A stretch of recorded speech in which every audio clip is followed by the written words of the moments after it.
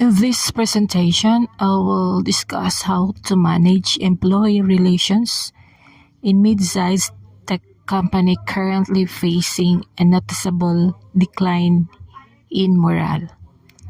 Employees have expressed feeling undervalued and overworked, and many cite broken expectations regarding career growth, work-life balance, and compensation. These issues are already affecting culture and performance, so proactive intervention is necessary. The first concern is the absence of real employee voice.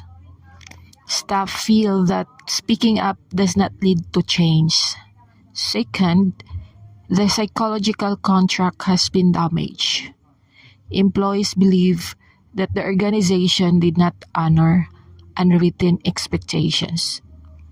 Third, this has caused a wider engagement decline, reflected in low participation, slower collaboration, and reduced enthusiasm.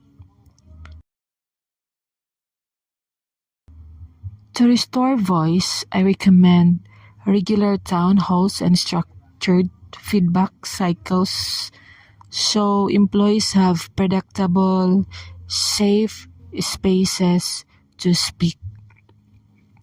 An anonymous channel encourages candor from those who fear retaliation.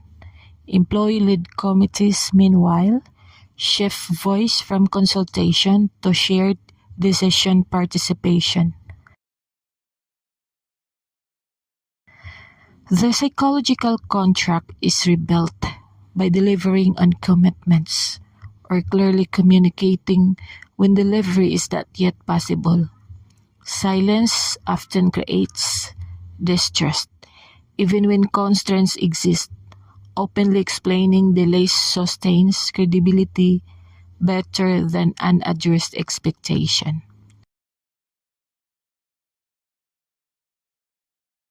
Sustaining employee relations depends on manager capability.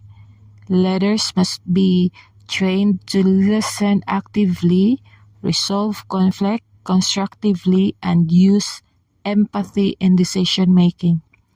Without these skills, even well-designed HR policies fail at the point of execution.